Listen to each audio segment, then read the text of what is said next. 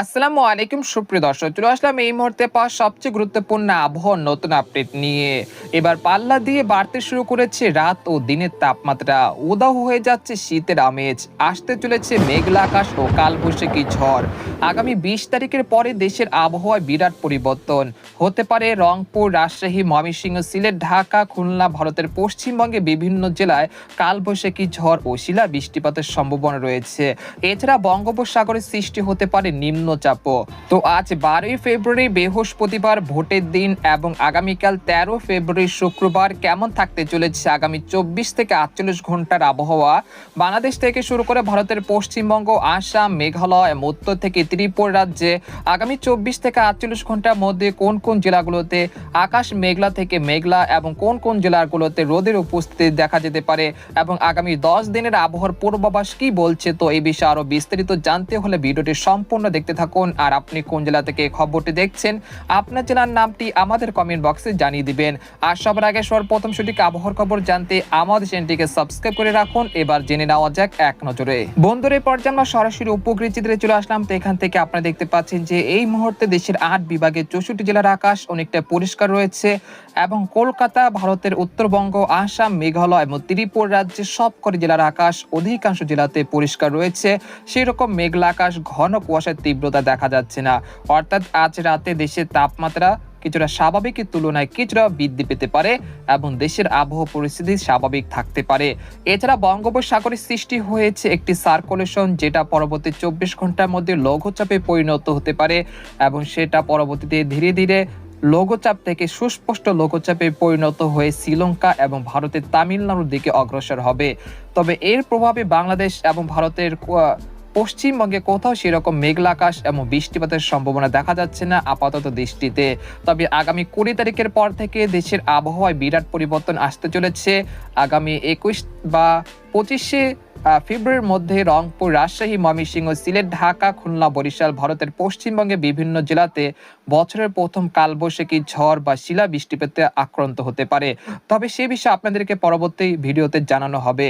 তো এই পর্যায়ে আপনাদেরকে জানিয়ে দেব যে বৃহস্পতিবার সকালের দিকে দেশের আবহাওয়া কিরকম থাকতে পারে। আজ বৃহস্পতিবার ভোটের দিন দেশের অধিকাংশ জেলার আকাশ অনেকটা পরিষ্কার থাকতে পারে। রংপুর, ময়মনসিংহ, রাজশাহী, ঢাকা, খুলনা, বরিশাল, চট্টগ্রাম বিভাগের সবকটি জেলার আকাশ ভোটের দিন সকালের দিকে অনেকটা পরিষ্কার থাকতে পারে এবং সিলেট বিভাগে 2-1 স্থানের আকাশে কিছুটা মেঘলা আকাশ ও ঘন কুয়াশার তীব্রতা দেখা যেতে পারে, বিশেষ করে জগন্নাথপুর, সুনামগঞ্জ, বালাগঞ্জ, মৌলভীবাজার, কুলাউড়া এই অঞ্চলগুলোতে।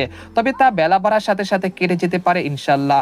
এছাড়া গোটা পশ্চিমবঙ্গের আকাশও অনেকটা পরিষ্কার থাকতে পারে এবং ভারতের ত্রিপুরা সংলগ্ন সবকটি জেলার আকাশ অনেকটা পরিষ্কার থাকতে পারে।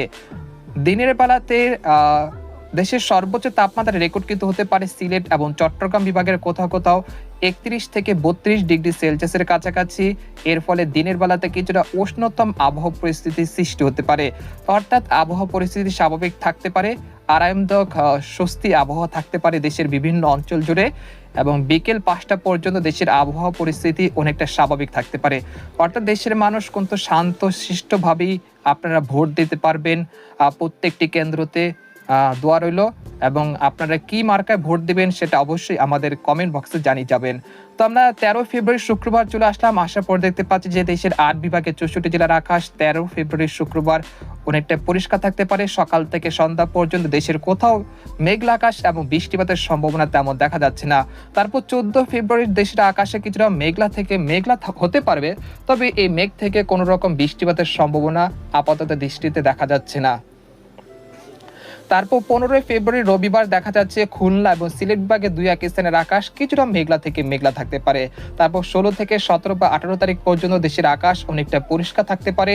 তারপর 19 থেকে 20 তারিখের মধ্যে দেশের আকাশে কিছুটা মেঘের আনাগোনা বৃদ্ধি পেতে পারে।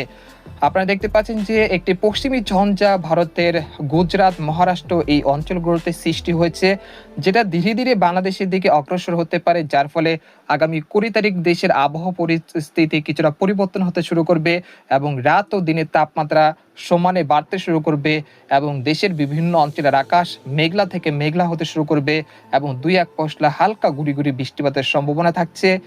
20শে ফেব্রুয়ারি থেকে 23শে ফেব্রুয়ারির মধ্যে। এছাড়া আগামী 25শে ফেব্রুয়ারি থেকে 30শে ফেব্রুয়ারির মধ্যে দেশের বিভিন্ন অঞ্চলে বছরের প্রথম কালবৈশাখী ঝড়ে আক্রান্ত হতে পারে। তবে সেটা আপনাদেরকে পরবর্তী ভিডিওতে জানানোর চেষ্টা করব। এই পর্যায়ে আপনাদেরকে জানিয়ে দেব যে তাপমাত্রা পরিস্থিতি। সেজন্য আমরা ইউরোপিয়ান যে তাপমাত্রার যে মডেলটি রয়েছে সেখান থেকে দেখানোর চেষ্টা করছি। 12ই ফেব্রুয়ারি দেশের তাপমাত্রা স্বাভাবিকের তুলনায় 1 থেকে 2 ডিগ্রি সেলসিয়াস বৃদ্ধি পেতে পারে। রংপুর, ময়মনসিংহ, সিলেট, ঢাকা, খুলনা, বরিশাল এই অঞ্চলগুলোতে রাতের সর্বনিম্ন তাপমাত্রা রেকর্ডকৃত হতে পারে 10 থেকে 15 ডিগ্রি সেলসিয়াসের কাছাকাছি এবং দিনের সর্বোচ্চ তাপমাত্রা রেকর্ডকৃত হতে পারে ময়মনসিংহ, সিলেট, ঢাকা, বরিশাল, চট্টগ্রাম এই অঞ্চলগুলোতে 30 থেকে 31 ডিগ্রি সেলসিয়াসের কাছাকাছি। এই পর্যায়ে আপনাদেরকে জানিয়ে দেবো যে আরেকটি মডেলের পূর্বাভাস দেখানোর চেষ্টা করছি। আমরা সরাসরি তাপমাত্রার যে মডেলটি রয়েছে সেখানে চলে আসলাম। আসার পর দেখতে পাচ্ছি যে দুপুর 2টা বা 3টার দিকে ঢাকা, খুলনা, বরিশাল, চট্টগ্রাম বিভাগের অধিকাংশ জেলার আকাশ অনেকটা পরিষ্কার থাকতে পারে এবং সর্বোচ্চ তাপমাত্রা দেখা যাচ্ছে 28 থেকে 26 ডিগ্রি সেলসিয়াসের কাছাকাছি দেখা যাচ্ছে। এছাড়া আগামী 10 দিনে দেশের কোথাও সেরকম মেঘলা আকাশ এবং ভারী বৃষ্টিপাতের সম্ভাবনা তেমন দেখা যাচ্ছে না এবং আগামী 20 তারিখের পর থেকে আবহাওয়া পরিস্থিতি কিছুটা পরিবর্তন আসতে পারে, সেটা আপনাদেরকে পরবর্তী ভিডিওতে জানানোর চেষ্টা করব। তো আজকের খবর এখানে শেষ করতে চাচ্ছি। সবাই ভালো থাকুন, সুস্থ থাকুন এবং নির্ভয়ে ভোট দিয়ে যান বাংলাদেশের প্রজন্মের জন্য। তো আজকের খবর এখানে শেষ করলাম। সবাই ভালো থাকুন। আল্লাহ হাফেজ।